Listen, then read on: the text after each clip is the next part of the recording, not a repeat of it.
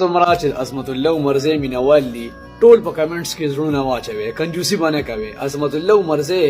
ته اصلي د آی سی سی پلیئر اف د ایئر ایوارډ نه ملو شوی په دې کې هغه صلاحیت الله تعالی یې دی نه چې کوم دی د